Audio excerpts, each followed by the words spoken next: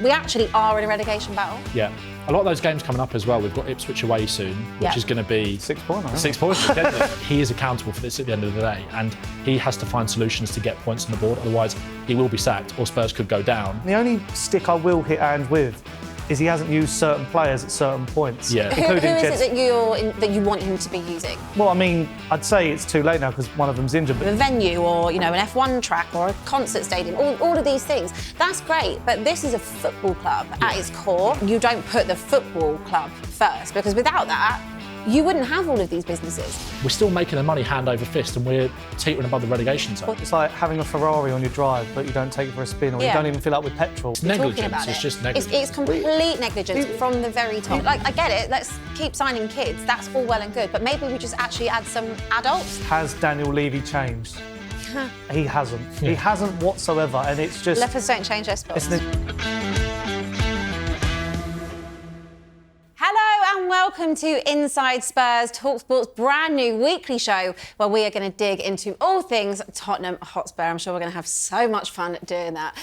Joining me today are fellow Spurs fans and podcasters Ben Bowman and Sonny Snelling. We couldn't get Hungman's on, so we got Next Best Thing. Upgrade, I'd say. Why not? I mean, guys, I actually just want to start by, it's quite a broad statement, but are we in a relegation battle? Yeah. I think so. Wow. I think anybody that thinks that we're not at the moment are kind of lying to themselves. Like, we should be fine. We should be fine. But other teams are probably as good as us, or maybe better than us, or around the same size of Tottenham, have been in these battles before, probably said the same thing and gone down. So yeah, I am worried. And look at the form guide. I mean, we're like 18th, 19th in the form guide. Lost to Ipswich, lost to Leicester, Everton, drew with Wolves. Like, where's our next win going to come from then? United at home. Potentially. I mean, we haven't won since Southampton. That was middle of December, so we're talking 6 weeks. We've been on 24 points for 6 weeks. Yeah. Everton have a game in hand on us. Like, I can't quite fathom the fact that we actually are in a relegation battle. Yeah. A lot of those games coming up as well. We've got Ipswich away soon, which is going to be 6 points. 6 points. I made a video before we played Wolves, just before New Year, saying as a joke that, it's a bit of a 6 pointer, we're starting to slide. I'm not joking anymore. I'm genuinely not joking anymore. We are not joking anymore. Look, the biggest talking point is always going to be about Daniel Levy, but we'll park him for a sec. Let's kind of start with Ange, because there's a lot of Ange in, Ange out, Ange out. Lots of people on his back saying he should go. Some people being a bit more sympathetic. So I kind of want to get you, like, your guys' opinion on that. Like, Ben, where's your head at with it? I don't know. I'm still I really sympathise for him in the situation that we're in now, because when you look at the injuries, I don't think many managers will be dealing better with the situation that we've got. I know other teams have got them. It's not necessarily an excuse, but is a valid reason that has contributed to our form. People will say that we were inconsistent with even our first 11. That was true, but a fair point. Yeah, we wouldn't have been. You can't tell me that we would have been this bad with Romero and Van der Ven playing every week, with better options off the bench. But at the end of the day, he is responsible. He is the manager. He has kind of got us into this situation. You can feel a little bit reassured by the language that he uses sometimes, that he is so desperate to get us out of this. He still feels really confident that we're going to turn it around. He said the other day he still thinks we're in a better place than when he took us over, which is a bold statement. Yeah. But results will define, regardless of like how good it has been and how hopeful you maybe can be when we get the players back. Ultimately, it's the results that are kind of going to define you. So. Do you think that when he says about being in a better place, that's in terms of like a harmony within the squad? And obviously it might... This is not a Tottenham team I personally feel like looks like they've down tools. We've seen that many times, many different managers. To me, they still look like they are fighting for the manager. They're just knackered at the end of it. So do you think that's what he means, that they are growing and moving in the same direction, and maybe... when we do get some players back, because we've got 11 first-team players out, it's no joke. I mean, I would like to see other teams also lose their first-choice centre-backs for the last 4 or 5 months as well. So there is also context to why it's gone so wrong for Ange. Do you have the same belief in him, Sonny? Like, where are you at with it? I feel like with previous managers that we've spoken about, like Mourinho, Conte, even Pochettino towards the end, you sort of saw the direction we were going in. Players weren't really playing for them. The way that the managers left was very, heated. Conte's infamous rant will live forever in the memory. We may have all agreed. He was spot on. But sadly, you can't do that because Daniel Levy will pull the trigger. But I think with Ange, it's just the way I've seen it, and I'm quite similar to Ben. I've been Ange in since the beginning. I think he's sold himself really well. He's brought Tottenham's style back. But the problem is that style's gone missing in the last couple of weeks. Yeah. There were games at the beginning of the season, I'm thinking Leicester, and Newcastle, where we could have won. We could have gone 5-0 up in the first half. Games, but the problem is now, and due to injuries, which could be Ange Postecoglou's fault, I know we can talk about injuries a bit later on, it's not there. You know, we haven't got our centre-backs who are able to drive with the ball or pass out from the back. The line isn't as high. Like, I think we can all admit that. There was always such an emphasis on him playing such a high line. I get he can't do that without Van de Ven, but there has been a little bit of an adaptation in those tactics, though, which people wanted him to do. And even I think I heard Jermaine Pennant recently on talkSPORT say about Liverpool, if you lost Alisson, Van Dijk, Gravenberch, like a spine, a team is going to falter. Salah, you know, a key person up top, that's going to happen to any team. We've seen it with Arsenal and Saka, but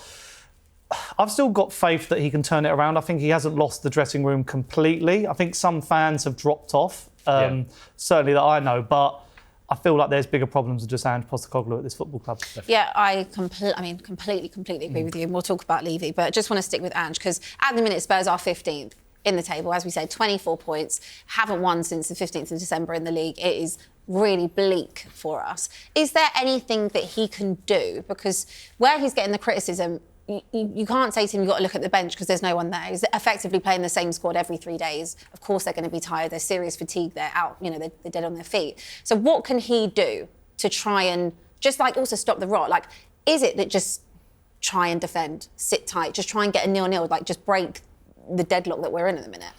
Potentially, although he's not going to do that, is he? No. He's kind of, although there has been, not who we are, mate. Exactly. Yeah. Again, I think there's been a lot of like lazy chat around Tottenham to suggest that Ange hasn't made any tweaks or anything like that. We've seen that quite a lot this season, where he's adapted how the fullbacks play. You know, Kulusevski kind of moving into midfield. He's willing to make changes that are going to benefit the team. And like, if you look back through his managerial history, he's kind of constantly tweaked season after season at the clubs that he has been at to get results and kind of evolve. You have to do that as a football team. And you have to do that when you're in the situation that we are in right now. As you said, we haven't won since that Southampton game. And although we all felt a little bit of positivity after that because we went 5-0 up against them at half-time, they are in such a mess. It was Russell Martin's last game. It was clear that was going to be the case, and we almost felt like we were back for a second. And also, we had the Man United result just before that. Yeah. Or just after I think it was just after, Yeah, so it was like the feel-good factor is back because we've been good in the Cups. But in terms of what he can change, like one thing I noticed against Leicester on Sunday, our build-up was too predictable. Like we haven't got the players to play, to break those lines out from the back. We haven't got Van de Ven who can kind of maraud forward. You're asking a lot of Ben Davies and Dragusin, who have got so much heart as defenders. Yeah. But they're not going to be able to do that. You've also got Archie Gray, a right-footed player playing at left back. It limits how you can kind of play out. I mean, he's played here, there, and everywhere. To be fair to him. He's been brilliant as well. He's been fantastic, and like that's one thing that you can hold on. If you're talking about hope for the future, him, Bergvall, the way that they've kind of stood up, and again, like Sonny said earlier, like I don't feel like this team is down tools or he's lost them necessarily. I think you saw it after the Hoffenheim game, like James Maddison's interview, where he was kind of saying the reality of the situation is we're in a very difficult period because of the injuries and everything that's happened. Running on empty, aren't they? Really? They're just, exactly, they've got nothing left. You saw Graham Bergvall just like collapse to the floor after Thursday.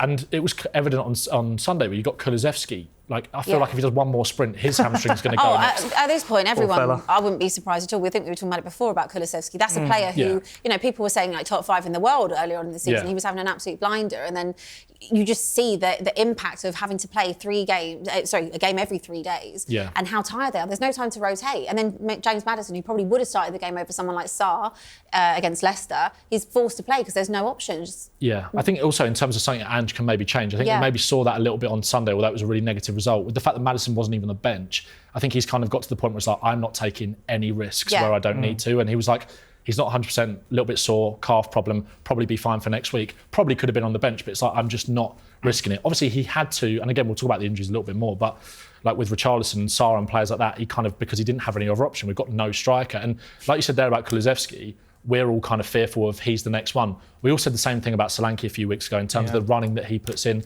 Does Ange try to tell them to be a little bit more compact, don't press as much, potentially, but then it's like even the players... our press hasn't been as good recently. It's not effective press. Yeah, it's so disjointed because it's like the players just haven't got the energy. But it's also like, the problem is the way that we've built the squad to play that way, and we don't really have players that can maybe play in the way that we want or we maybe need to now just to get results. It's like such a fine balance. And also like the players, although we've stuck up for them in terms of the injuries and fatigue, individual decision-making on the pitch needs to be better as well. And I think Ange is also being... I don't want to make it seem like I'm making a load of excuses for him, because he is accountable for this at the end of the day, and he has to find solutions to get points on the board. Otherwise, he will be sacked or Spurs could go down.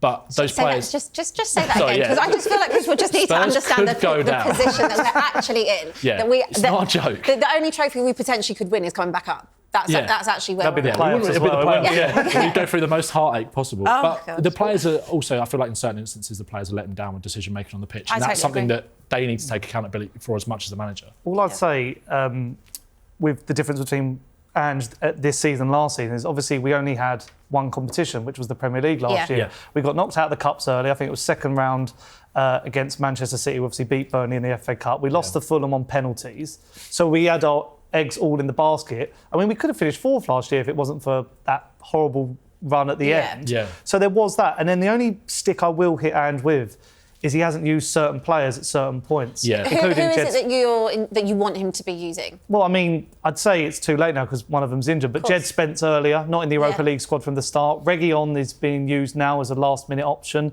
And I'd be honest, we applaud the academy at Tottenham and all these players are coming through.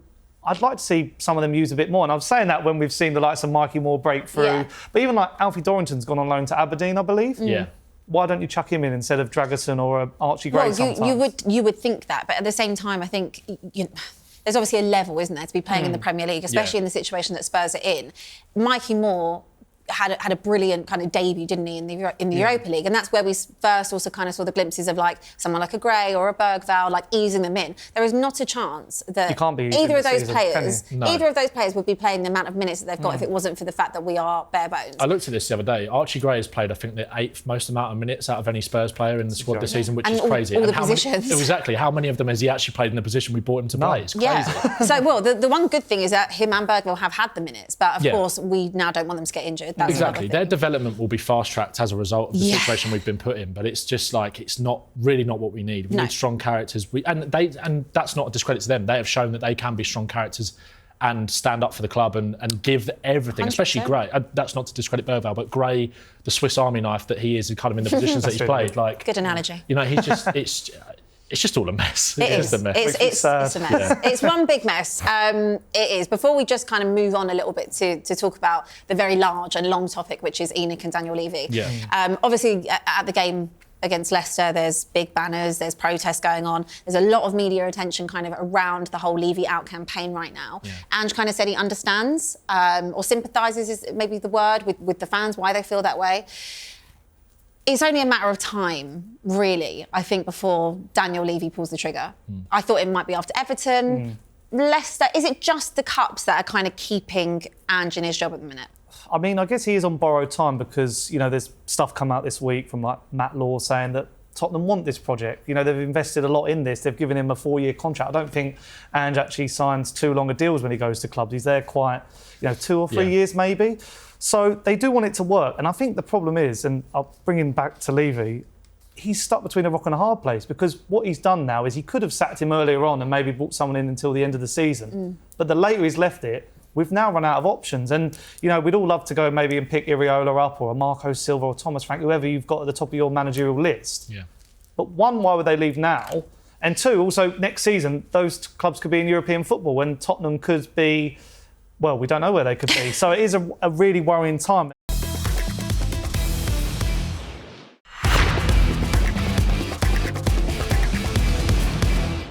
If you look at like the history of Tottenham, you've got 14 managers there under this dictatorship, which is what we'll call it. Yeah. So if you look at the pattern, it kind of all stops with one person, doesn't it? So at what point does he start to take accountability for himself? Is it now, or is he finally understanding that he can't sack another manager because he knows the repercussions, despite the fact that actually this manager has been backed probably way more than various others? I mean, Pochettino deserved this amount of backing. Yeah. I think under Ange in the last 18 months, I think it's about 350 million that we spent under him. Yeah. Pochettino never got that. Why did we not back Jose? Why did we sack him a week before a cup final? Antonio Conte, of course, that had to then end because of what he said, but he was absolutely spot on. Yeah. There is Martin Jol, Harry Redknapp. So it's actually quite funny that now his back's against the wall, that this is the manager that he's choosing to back. Yeah, I also think that Postecoglou is kind of a brilliant, almost foil for Daniel Levy in a sense, because it's almost like he's his human shield. It's like, 100%. As long as things are going if things are going that badly on the pitch, he thinks that either the attention is going to be directed towards the playing staff or like the manager, when actually a lot of people are siding with Ange, or even if you are, I think the Ange out sentiment is growing as well. I think so many podcasts have kind of done various polls over the last months, and it's dwindled quite significantly over the course of the last couple of weeks. And I was with you. I thought when we were 3-0 down at half-time to Everton, I thought it was gone. But I think Levy maybe recognises that he can't sack another manager because we can't go through this process all again. I also think part of that is wishful thinking, and I think he actually just doesn't really care. I think that he doesn't, that all of that heat that's coming towards him, he will just brush it off because he's like, you should be grateful almost for kind of what I've given you. And it's like, well, we pay incredibly high season ticket prices. I think it's second highest, isn't it? Manchester United. Exactly. And like you mentioned the back in there, and don't get me wrong, like Ange has been given quite a lot of money to spend. He had to rebuild that squad in terms of trying to bring in a whole new style of play. We also sold Harry Kane, so that's kind of inflated our net spend. This summer we went for a massive rebuild in terms of getting a lot of the players off the wage bill. I think a lot of people are also thinking it wishfully that one of the signs that he might be looking to sell the club is by reducing the wage bill. But Daniel Levy has done that consistently for a long period of time. And I think people can put up with the excuses when you're building a new stadium and you're getting told and you're getting promised like further down the line it's going to come tomorrow. It's like, well, once we move to the new stadium, there's like that tweet after the Champions League final. It's like, this is just the beginning. And since then we have got worse and worse and worse. Getting at the end. And don't get me wrong. I think the reason why, like, I feel like I'm still quite a glass half full Spurs fan, right? I feel like, there have been genuine reasons to be optimistic. Under Conte, we got into the Champions League. Under Ange, some of the football that we've been playing, some of the results that we've had, like, there is a belief that you can have there, but it's like, that all gets taken away when you realise that these owners' best interests aren't on the football pitch. And like I said, we have spent money under Ange. Any team can go and spend 50, 60 million pound on a player in the Premier League. Look at Forest. They were talking about spending 50 million on Cunha like a week ago. And that was what really frustrated me about that, was because if we were in the same position that Forest are now, we would not look to capitalise on the position. Absolutely. We would be, that's good enough. It's clearly working with what you got. Yeah. You're not factoring any potential circumstances around any injuries or a lack of form. And that was the thing under Poch. We were always like 2 players away. Conte, we were like 2 players away. And since then, we've got further and further away from that. Even in this window, it's like, I'm not expecting Tottenham to go out and sign 5 or 6 players, even if we've got, 11 out or whatever it is. That's not realistic in January. I know City have gone out and signed a lot of players in January, but like, Villa have added to their squad. I mean, you can do deals in January. You can do, exactly. I think we've almost been gaslit in a way. Absolutely. The only reason Kinski's come in is because Fraser Forster's got injured. Yeah. I think what you just touched on, Ben, like about the lack of ambition, that is so clear, because the ambition off the pitch in terms of building Tottenham to be this, powerhouse as to what they want it to be in terms of a venue or, an F1 track or a concert stadium, all of these things, that's great. But this is a football club at its core. And I think that's my personal biggest gripe when it comes to someone like Daniel Levy and ENIC, is that you don't put the football club first, because without that, you wouldn't have all of these businesses. They want to build a hotel and do all of this stuff. Well, that's great, but I'm not paying my money to come and stay in your hotel. I'm not paying my money to go and watch Beyonce or whoever else. I care about my team that's on the pitch, and that's the biggest part that's failing. Yeah, and that's the thing. I don't really care about any of that stuff in terms of the fact that he's doing it. If we're going to take advantage of that financial position, we generate so much revenue, but we've got, I think it's the lowest percentage ratio in terms of turnover to wage spend 42% in the Premier League. Is the lowest, crazy. Especially out of the big clubs, Yeah, and also I think out of like the top European teams as well, it's by far the lowest. And Deloitte, we were ranked 9th richest club. We went down from 8th to 9th. So we've gone down 1 spot. Okay. 9th in Europe. And also, you just don't see that. That revenue that came out was a yearly revenue that we made without even being in Europe. We were making over £500 million without even being in Europe. And it's like, we're not taking advantage of that financial position, and that is where people can get frustrated. You can be grateful for what Levy has done in terms of putting us in this position, but it means absolutely nothing if we're not going to take advantage of it. It's not arrogant to say that Tottenham should be a team that is challenging for Premier League titles in terms of what we've been promised, not in our current state right now, but that is down to the ownership and that lack of ambition. As long as we're staying in the Premier League and getting in the Champions League is great, like, that's what they care about. And it was evident, I think, on Sunday, like, full house against Leicester, we just lost the game, but the bars are still packed after the game. The club shop queue is still, rammed out the door. Like, it's like, we're still making the money hand over fist, and we're teetering above the relegation zone. Well, this is the biggest problem, isn't it? This is what we were kind of speaking about before we started, that, you want to send a message, you want to send kind of the tone and where you're at. And obviously the protests, the banners, that is absolutely what you want to be seeing at this point. But you can't then go to the bars and give the money back or go to the club shop. If you want to make a statement, take away the one thing that, ENIC and Levy love the most, which is money and revenue. Instead of going and drinking downstairs on the concourse, go to the Bill Nick, go to the Antwerp Arms, go and give back to small businesses, go to Chicken, do something. Just don't give your money back. They need it far more than Levy. Absolutely, because at the end of the day, we're all season ticket holders, and you're going to be giving your money either way because he's got you over a barrel in that sense. So don't give them any more money than you have to. You know, they've got money. He's taken home a bonus of 6.5 mil or something, which is the most out of any club chief in the Premier League. So next time you lot go and have a beer, just go to the Antwerp or I'm doing dry Jan anyway, so it's all good. Well, luckily Jan's nearly over. Yeah. We'll stay with Levy for a little bit longer because next month it will be 24 years since he took over the reins. We've had one trophy in that time. We've got to a Champions League final because I guess we'll count that as a trophy because it'll be the only time we ever get to see it, won't it? Yeah. Sir Alex Ferguson described negotiating with Levy as worse than his hip replacement. So this is the kind of guy that we're dealing with. This is the kind of guy at the top. And you want him as a businessman to be that ruthless. But when it comes to the footballing side, that's what you don't want. Obviously, he brought in Johan Lange. Like, that's okay on the recruitment side of things. We don't really hear too much about him. We certainly don't hear about Scott Munn either. Yeah. The whole point was that Levy would be stepping away from the football operations, but we're all well aware he's still got fingers in the pies. Yeah. So at what point does Daniel Levy have to step away? When does he step away, or where are the people telling him that he has to step away? You've recruited these people to do that job. You have to step back. The problem with Levy, going back to what Ben was saying, he's reactive, not proactive. Yeah. And you just think about the rings he's jumped through in this club in the last 5 or so years. He didn't back Pochettino, but then he decided, let's go and get some winners in Mourinho and Conte, and it didn't work. And now he's gone, let's go all full circle and back a manager in a project. And that's where now he's like more nervous than ever. And all you got to do is look at the teams in and around us. Manchester United, West Ham, us, and even Everton have just, got rid of their owners. We're all in the same sort of thing, and we're all in the same sort of place in the table. So it's not, it's not a coincidence that that's the case. No, it's how not to run a football club mini league, isn't it? That little section of the table. And I think the turning point, and as soon as you said it, it reminds me, there was a turning point in 2017. We played Liverpool at Wembley. Yeah, and we beat 4-1. 4-1. Yeah. And that's where Levy goes, well, this is all right. We've got Dele Alli, we've got Harry Kane. And what did Liverpool do? They went inside Van Dijk and Alisson and won a Champions League against us. And that's the difference. And then they've stayed there and we've gone down there. And that's what it's going to be. And then on the way home from the game, I was flicking through the programme on the tube, and the first... Did you buy the programme? No, I get it for free. OK, good. Make sure you're not buying it.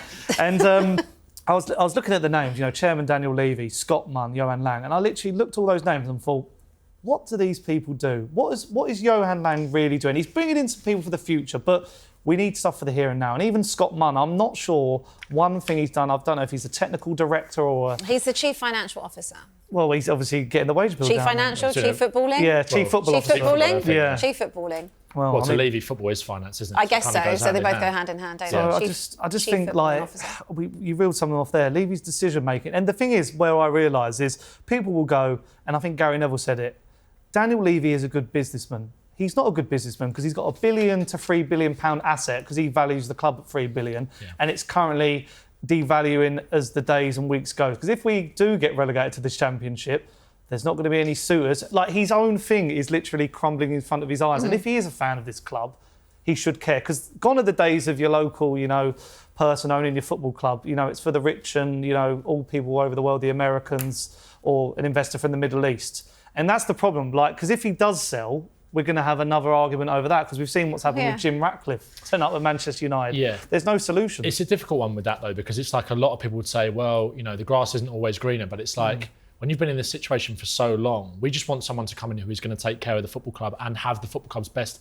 interests at heart. And Levy will say that is the case with him, because it's like, look at what I've done. Look at this brilliant stadium that I built. It's like, as long as, if we were challenging for things, I'd rather still be at White Hart Lane. And I think, 100%. I think, look, the stadium move was the right thing to do. I think it probably was the right thing to do. But again, it's about taking advantage of the position that you are in. People will say, yeah, but Tottenham are in loads of debt. They can't spend the money. We can spend the money. We are, we are so clean, aren't we? When it comes to unbelievable. we could go out and spend £400 million tomorrow if we wanted to, because of the situation. When was the last time? Look at Man United right now, right? They're in a situation where they might have to sell Garnacho. They're trying to actively sell Rashford because of the profit and the PSR and like the wages that he's on. They're trying to get him out. There was even talk about them selling Kobbie Mainoo at the start of January because they need the money. When was the last time Spurs had to sell a player other than Harry Kane? And that was basically because we drove him out. We didn't have to sell Harry Kane, but we felt like we had to because he wasn't going to sign a contract and we wanted the money. That's the situation that we found ourselves in. It's like we are so we've put ourselves in such a brilliant position and we just do not take advantage of it. We're like I summed up the other day on one of my videos. It's like having a Ferrari on your drive, but you don't take it for a spin, or you don't even fill up with petrol. There's this asset here that's got, because people will applaud Levy, like, you know, Tottenham. I remember when Klinsmann they say he saved the club from relegation. And he has done well to build the team. We broke into the Big Six in such an organic way. And you can applaud him for that because, you know, Alan Sugar before that, it wasn't a great ownership then. But the problem is, Levy wants to dine at this top table. He wanted to join the Super League. But he's got, you know, the menu's in front of him. The menu's in front of him, and he's gone, no, they're not for me. Yeah, it's just. He wants to be. That is, I think, the biggest problem. Laughed out of rooms. You can absolutely commend everything he's built. He has put Spurs in a position that they can challenge. They can sit at that table, which I know some fans will say they can't because they haven't won anything, and it's an endless cycle. But he has built Spurs to be in a position where they should be doing all of that. Yeah. But you also have to open the purse strings a little bit. And where we actually have spent money, it's not on talent that can come in straight away and make a difference. And I think that is always the frustration. It's like, you can see what they're trying to do again, like buying young talent, someone like an Archie Gray, a Bergvall, Vuskovic. Like, there is talent there, even Jed Spence, who's now come out of the cold. There is a spine of the team there that is available. Even Kulusevski, we can put him in that because Solanke's maybe a little bit older, but there is a spine there that can be built around. Van der Ven as well. But it's like, where is the quality? Where is like the world class or leaders that can come in and do that? I think you spoke about leaders there on the pitch and off the pitch, but that comes from the top. That lack of ambition to win comes down from the top and creates this, you hate to say it, but the kind of Spursy mentality of not being able to get over the line because it's not built into us to win. So many clubs have had to try and have a massive culture shift over the last few years. Look at Arsenal and what they've done. You know, the Cronkies. Arsenal hounded, I can't remember the name of the older one and the younger. Stan Kroenke's and who took over? It was the younger one that took over. Josh Kroenke came in and took over because he was far more in touch with what the fans actually wanted. And that was when it changed. And that just does show you that you can, if you make enough noise, you can make an impact. My thing is that Levy doesn't really care and he's got a lot of yes men around him on that board that will kind of just buckle to his decision and won't put the pressure on him to actually be in touch with what the fans want. Also, like, you mentioned earlier about what Sir Alex Ferguson said. When was the last time, in terms of negotiating with Levy? We had so many players pinched off of us. Michael Carrick, Berbatov, when we were trying to get somewhere. Even Robbie Keane went to Liverpool. Kyle Walker, even at those kind of times. Obviously, most recently, Harry Kane. Tottenham under Levy, as far as I'm aware, other than maybe when we signed Carlo Cudicini from Chelsea when he was at the end, Spurs have never bought a player from a big six club. I think that was a free as well, Cudicini. It was free, yeah, exactly. It didn't even work. Or like Gallas on it. Yeah. So, but Spurs, look at, and again, these are two players that could potentially be surplus to requirements at Arsenal in shortly. Gabriel Jesus and Zinchenko. When would Spurs ever go and say to Man City, all right, if you're not, I'm not saying he's the right answer, but Jack Grealish isn't getting minutes here. We really want him. Spurs wouldn't pay the wages. It would never happen. Rashford, well, I mean, you could debate whether Rashford is the answer, but in theory... But someone like Grealish would have been... Well, actually, the Grealish thing is a perfect example because when he was at Aston Villa and Villa were being taken over and they needed the money, he didn't want to go to whatever the evaluation was. And that was negotiated with Aston Villa. Yeah, who were in the Championship. James Maddison, we looked to sign years ago when he was still at Norwich. Ended up signing him like 7-8 years later. Spurs never strike when the eye is hot in either end, whether it's selling or whether it's buying. Like, you know, if you think about it, sold Kyle Walker, fine, but then reinvest it. Obviously, we had Kieran Trippier at the time, who was actually quite good. They got worse and worse. That's luck, isn't it? Because you've just got, here's someone here. He bought Aurier, didn't he? But it was like you've just sold England's best right back and brought in someone who was a bit of a fiery character at PSG, who was incredible for us at times, but largely pretty average and a bit of a troublemaker. And then you go Emerson Royale, and it just gets worse and worse and worse. So at the time of capitalising on selling Kyle Walker, you know, 50 million quid at that time was a fair amount of money. And that was literally at the peak time where I said earlier about like being two players away. We just finished second, and you can always appreciate that you're not going to, you know, you might not stay there forever. You might have seasons where if you're finishing second, you might finish third or fourth. And we did that. We went second, third, fourth, and kind of got progressively worse. And the Pochettino project kind of dwindled and got drained because of the lack of investment. And Poch said it, that famous quote, it was like, it's all well and good having a nice house, but if you're not putting the furniture in it, what's the point? And, you know, I think he's kind of doing what Postecoglou is trying to do now. It's like, he is telling people what he needs, but trying to go about it in a way that isn't as on the nose as what Conte did. And as a manager, you kind of have to walk that line a little bit and toe the line. But right now, you can say what you like about the past and where Spurs haven't invested. What club in the Premier League who has got 12, 13 players or whatever we've got out And bear in mind, these aren't kids. We've got no kids that are injured. People will say about Timo Werner, right, being an injury, but Timo Werner's on 160 odd grand a week. We signed him on loan again. He's a squad player who we could do with right now. Werner, Johnson, Solanke, Romero, Van de Ven, Vicario, all these players injured. We've signed a goalkeeper, and we are 5 days away from the window shutting while we're recording this. What other club in the world or in the Premier League does that? No one. No. Because at least I know some people have argued towards me saying like, but no team is signing anyone. But it's like, but we can, but we're not. And we're not. And like we said earlier, you can have the argument that it's hard to do business in January. You might pay over the odds, but we might get relegated, and this is a serious conversation. Actually, like it's mental to be talking about it. It's just negligence. It's complete negligence from the very top. Even relegation candidates like that Big Sam might have saved at the end of seasons, like your Cardiffs or whoever, like Neil Warnock. They'd bring like an emergency loan striker in to like Ipswich have bought a couple of players. Ipswich have bought a couple of players. The teams around us are buying players. Aston Villa and talks apparently with Chelsea for João Felix. Why have we not gone and tried to get someone like Cunha? Why not? We just won't. We get laughed out of the room. Of course, but if someone like a Nottingham Forest, who, okay, at the time of recording are in a bit of a title challenge, at least they're showing some ambition. Yeah. We've been in that before. I remember under Harry Redknapp, we went and brought in Ryan Nelson and Louis Saha, who was at the back end of both their careers. Saha was fun. and Harry Redknapp needed that backing. We've had that with Poch so many times, where you need that signing, you need that bit of star quality. You said about sales. We sold Moussa Dembele when we could have had him in that Champions League final, but we had Sissoko and Winks. Like, there's one of the best faults the whole way through this. God, that seems like it is a long time ago when you look at that picture, isn't it? Why did we select that one? Really sad. This is just the beginning, apparently. It's the end.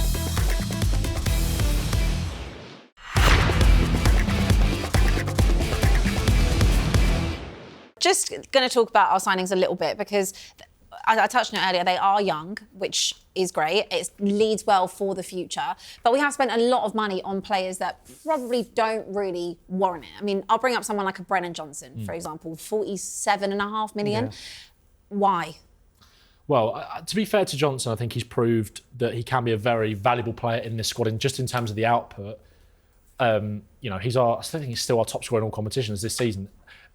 The problem is that Johnson doesn't really do enough to affect those games. And if you're buying, right, he might be scoring goals, he might be winning you games, but he's not being brave enough to take on his man. He's not the kind of winger that we really, really need right now. And obviously, he's injured at the moment anyway. But £47 million was way too much. It's a lot of money. It was way too much. You might get £47 million, well, you're probably not going to, but you might get £30 million worth of output with Johnson per season, because he's got that attribute to be able to score those kind of goals and be in the right position. But you need him to affect games where if you want to be a top side like Spurs are and play the kind of football that we play, teams are going to sit in against you and make it very difficult to break them down. Brennan Johnson has shown time and time again that he is not that kind of player. That's not his fault, but then you could argue, why have we not? I know we went and signed Wilson Odobert, who actually, to be fair to him, I think he's a player that we are actually missing right now. Like, people would laugh at that, but he played a lot of Premier League football last season for Burnley. Yes, he's another young player that we are kind of putting all our eggs in his basket maybe, and I think people might laugh you out of the room for saying we miss someone like him, but I remember that debut against Everton. He's a player that kind of gets you off your feet. And it's like, when you're trying to break down teams that are sitting in, Johnson's not going to do that. And he's not enough of a game changer in the tight games that could go either way that reward or warrants being spent £47 million on. I like Brennan Johnson. I wouldn't sell him necessarily, because I think those goals that he can score off the bench when games get stretched are really valuable. Is that a squad player? Is that a player that should be starting? No. As a start, maybe if the games are a little bit more open, horses for courses. If your opponent is going to be a more transitional game, there's space in behind. Johnson, you'd argue, could start. I think there's been times where we maybe have missed him where he's not been starting in games. It's like you're kind of watching Kulusevski play on that right wing, and as much as he's been brilliant, you're probably looking at it and going, actually, we could get him behind them. This is probably more of a game for Johnson, but those games don't come about a lot of the time because, like I said, teams are going to sit in against Tottenham because we find it hard to break them down. We need to go out in the summer, and especially with Sonny, I know he's getting a new contract, and I want Sonny to stay at the club for everything that he's done. And I think with fresher legs, if we're playing Premier League football next season and maybe not playing in Europe, one game a week, you can manage Sonny a little bit more. But we still need to go out and sign a proper winger that can maybe play on both sides, that is far more dynamic, that is going to be able to take on their man and be like an Ange winger. We all sold this thing of like, we want these dribbly wingers that are going to go both sides, take their man on. Johnson is not that. They don't stretch a play either, do they? Odobert is actually that, but again, we've only seen literally a game. Glimpses, and also his injury keeps getting knocked down the track further and further, so we don't know when he's coming back. Don't they all? So, it's look, individually, I think all of the players that Johan Lang, since he's come in, maybe other than Dragusin, who I actually think is a good defender, just a bad fit for Tottenham, and I think we maybe panicked and brought someone in because we desperately needed a centre-back. Individually, I'm happy with all of the players that were brought in. It's just, again, what you said earlier about not being proactive enough and not doing what exactly is needed. We all said in the summer, we got to probably like 2 weeks before the season or the transfer window closed, we just signed Solanke. It was like, okay, this is going quite well so far. We've got rid of all the deadwood. We need more. We need probably need a midfielder. I think we were in for João Gomez maybe at Wolves. We need defenders. We need a left back, maybe a centre back, or someone that can do both, because Van de Ven's hamstring's going to go. Udogie is coming off of a surgery that he had in like April. You could see how rusty he was towards the start of the season. Again, just negligence. And I think maybe even glass half full Spurs fans kind of gambled and thought, look, certainly not ideal. Hopefully we'll be all right. And it's not been all right. Do you know what that window was summed up by? On deadline day, we did that deal for Johnny Cardoso. Don't know if you remember that deal. We got an option. Might be going to Wolves. It might be going to Wolves. He's an option to, and then we get a sell-on. Like first refusal in the summer. And it's like, why are we doing deals like this when we should be, as I say, more proactive in the transfer window? Because even you look like Luka Vuskovic is having an amazing season in Belgium. But I think the deal we did was we signed him at 16 and he won't join until he's 18, which is the summer. So it's another deal where you're like, we could do with that now. Why are we not? Yeah. Why are we not like or using that? Instead, like, I get it. Let's keep signing kids. That's all well and good. But maybe we just actually add some adults that are ready made to play in the Premier League. I mean, for me personally, I looked at the team in the summer and I thought one area we needed was a 6. I thought we need an upgrade on Basuma. That was abundantly clear. Bentancur obviously had the suspension, but is injury prone. Never really been the same for me since the ACL. Yeah. So I thought 6 surely. I know we don't really do business with Chelsea, but I thought someone like a Conor Gallagher would probably be quite a good fit. And Ange wanted him, didn't he? Ange I was wanted him. banging the Gallagher drum all summer. He was not the sexiest player in the world, but He doesn't it's like need to be sexy. in terms of the legs, in terms of the legs that he's got, how effective he can be. Yep. Like you said, we need a 6 desperately. Basuma and Bentancur they can be inconsistent. They're good players. And Sarr is young. And Sarr's young, but they're not 6s. They're not. You look at how stretched. There's a lot of 8s at this. Exactly. There's a lot of 8s, but you need a 6. And I think, well, that's kind of where Archie Gray might go, or Bergvall. And I've got hope that Gray can do that. Yeah. But again, you're asking, if we're going into next season and gamble, again, it's like, I know we're going to talk about deals that we might be potentially lining up, but we're talking about Angel Gomez. It's like, Angel Gomez is like 5'2". I think he's a good player, technical player, but if that's the answer to the 6 situation, when in the Premier League you need that physicality and ability to cover ground and be comfortable on the ball, it's a classic Levy, be on a free. Yeah. So it's like... And talk about prep, and my mate said this the other day, so I feel like I've got to quote it, and I've seen his name here. Sergio Reguilon in 2025 for Spurs, after he's been at Brentford, failed. Man, like, it's just... When we all first saw him back on the bench, were you not confused? Because I was like, I thought he was the cheerleader. When he was going to the Europa League games, I'm like, he's coming here, it's morale, and it's if we desperately need him.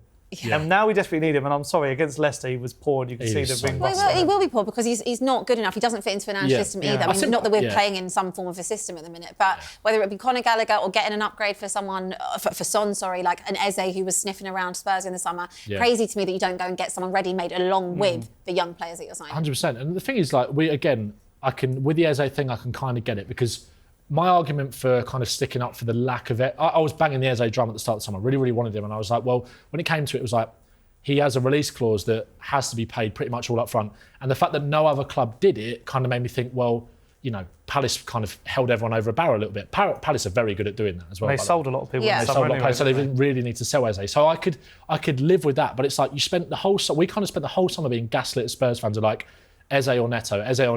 And got neither. And I understand why Glad Neto... we didn't get Neto, though. Well, I know hindsight's a powerful thing, but like Neto, it was like, again, and it might not have worked out at Spurs. He's not been that great at Chelsea, but it's like, the reason he picked Chelsea over Tottenham was because of the wages. We finished above 100%. Chelsea last season. They were going into a turbulent, they've done well this season. I know things are starting to fall off a little bit now, but we were going into the season in a better place than Chelsea. He still picked Chelsea over us because even though they've got more wingers than... But this is not a new thing. This is not a new thing. Like, no. Think back. I mean, Willian springs to mind. The amount of players that have come through Spurs that people wouldn't even know about. Someone like a Mane, someone like a Wijnaldum. Players that Spurs wanted to actively sign have come, have been willing to do it. And then someone like Liverpool or Chelsea come along and say, actually, well, we'll give you way more of that. And then they go off the go. Because also, you might win something at those clubs as well. So it's an endless cycle.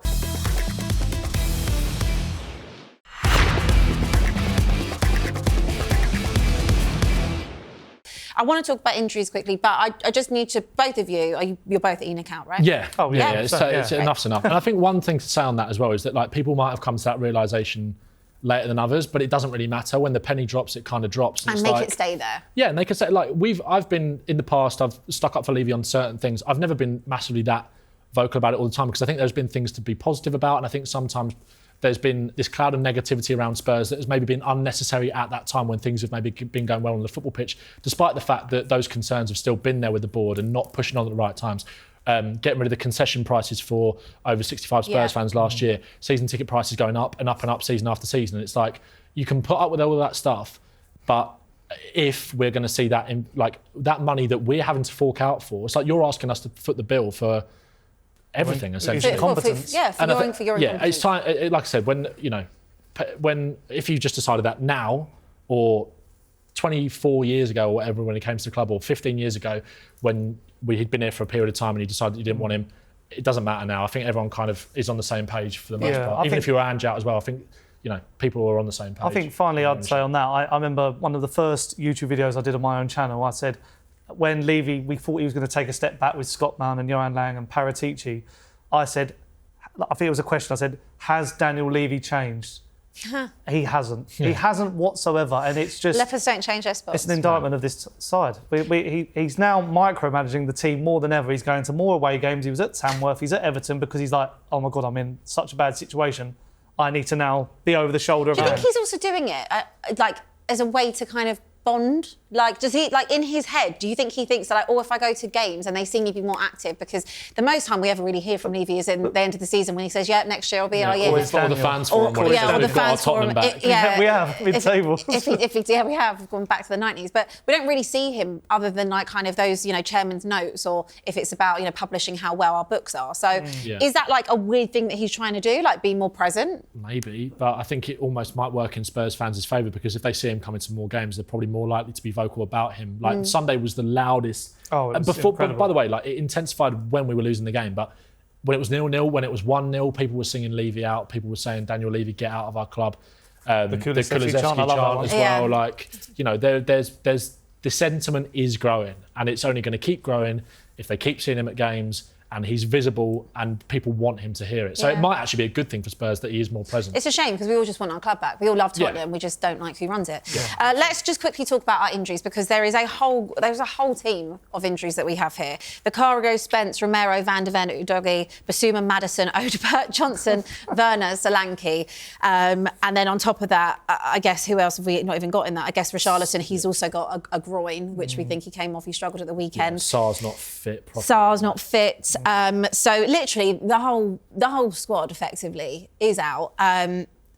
We've said a lot. It's hard to be positive, and I feel like, Ben, you've done a really good job, as you have as well, Sonny, like, of being positive and trying to find a glass half full angle. But obviously we are 4 or 5 days out of the window closing. What anyone's bringing to mind? Anything that you would like to see happen in the next couple of days? I mean, I touted it before, and it's a weird move, but there's a player at Lyon called Ryan Churchy. I mean, I butchered that. I apologise right now. But he is one of those players where he's not got the best of attitude. So that is a problem that Ange has said about players. I think that's why we didn't sign Ivan Toney over Dominic Solanke. But Lyon are saying he's available for less than 20 million euros or pounds. And I just think it's one of those signings that he can play on both wings, he can play in the 10, he's tricky, he's a good dribbler. It's worth the risk at this stage, where you just, as I said, like, Neil Warnock brings in one of those strikers who maybe gets 5 goals and keeps you up. We are desperate. We are desperate, and the problem is the players that we're being linked to are all well and good. Like, I like the idea of Tyler Dibbling. I think that's a great transfer, well. but that's not one for right now. That's maybe one for the summer. Yeah, I think. I'm totally on the same page. Like I said about Angel Gomez, it's like, why are we trying to line up deals for the summer now? Like, Dibbling, I understand that if that's a player that you really want, and Southampton are saying, look, we're in the middle of a relegation battle. He's actually out injured at the moment anyway, so he'll probably be able to help us. He'll fit him well. Yeah, exactly. It comes straight into the medical department. But, he's not a player that can, despite the fact that he has proved that he's a Premier League level player at just 18 years old, he's been brilliant for Southampton. It's a gamble that Spurs probably don't need to make right now. But these are still the sort of players that, regardless of what the situation you're in, you still should be going for. You still should be trying to bring in the best young talents that you can, because the idea of Tyler Dibbling playing on the right wing for Spurs for the next 5 or 6 years, or in 2 or 3 years' time consistently, and then being our winger for however long Saka is going to be the winger at Arsenal, and then the idea of, like, more on the left and Dibbling on the right, exciting, but it's probably one that's not going to happen to the summer. Southampton have said that they're not going to sell for less than £55 million, I think, this is quite steep, window. I believe, as well. Look, we spent that almost on Brennan Johnson. Yeah, but I suppose the thing is that Spurs will hold out because it's like they know Spurs have kind of got Southampton over a barrel in that sense. It's like, well, you're going to go down. Like we've got a good relationship with them as well. Yeah. So it's like we can get him for less in the summer. They might. I reckon they'll probably, if it does happen, they might agree a deal now where it's like he stays at Southampton on loan effectively to the end of the season, then comes in the summer. But it's like we're not being, like I said, I don't know how many times we can say it. It's like we're 28 days into January now, and we've signed a goalkeeper, and it's like in the midst of the worst injury crisis that we've got. We need defensive reinforcements, regardless of whether like a doggy is injured at the moment or not. We needed a left back in the summer, so that's something that. Ben Davies that's there. He's going to get a testimonial. Well, yeah, it's just. He should never steal. Yeah. Like I really like Ben Davies in terms of a servant to the club. Never really drops anything less than like a 6.5, 7 out of 10. Very reliable, but he should not still be at this club. Fraser Forster. I mean, Kinski would still be in Prague. If that wasn't for if he didn't get injured. This is just ridiculous. Like it is complete negligence. I remember the tweet from Paul O'Keefe, who's one of the biggest kind of Spurs in the nose potentially, saying about how Spurs, it was on the 30th of December, I saw it again today, it was like Spurs are lining up, or looking at a striker, a central midfielder, a goalkeeper, and a... Looking at monitoring. We love to monitor. Monitoring FC. We love to monitor, don't we? Yeah, we're not doing enough. Also, like Solanke and then Richarlison. Look, people were upset and angry at the ground the other day about Richarlison coming off when he did. We all kind of maybe thought the reason behind it was that he just couldn't play any longer, and he again can't take any risks despite the situation that we are in. And that should be a really clear message to the board. It's like, we're 2-1 down at home to Leicester, and I'm taking off my striker who scored the goal in this game. And we don't have another striker. And we don't. And he didn't even bring like Lancashire on. But he tried to change it and then brought Lancashire on at the end. But you know, that's a message. But then it comes out after the game that Richarlison actually was feeling something in his groin. No. I love Richarlison. I think we all do. Again, not worth the money that we paid for him, but he run through brick walls for Tottenham. He's got the heart, and he's proven under Ange in this system he can score goals. Scored a goal at the weekend, scored a goal at Everton last week, went on that run last season. But he is going to break down time after time after time, and you can't rely on those kind of players. So Spurs should be looking at a striker. Like you mentioned Liam Delap there, I don't think they'll sell him, but that would be great. Like we need... whoever it is, we just need someone like someone, just anyone with a fit, just bodies with a hamstring, a working hamstring. It literally is bodies because I mean, even maybe dip into the Championship, see who's doing well. I mean, there is that risk that if we don't do anything, that could be the end. Yeah, and it pains me to say it. I sound we've got Brentford on the weekend, so it's looking up. Elfsborg in between. Away, away. That never goes well. Win that one, boys. No, Brentford. I think it'll be really tough. Their home forms. Romero and Van der Ven back maybe. Back in one. Maybe just one. One of them back would help us, but again, it's going to be really tough. Their home form's hard. Well, their home form's really good. On that positive note. We're going to win. Sorry, on that 3-0. Positive note, that is all we've got time for on this first episode of Inside Spurs. A very big thank you to both Ben and Sonny, and to you watching as well. We will see you next week, hopefully after a win. Yeah.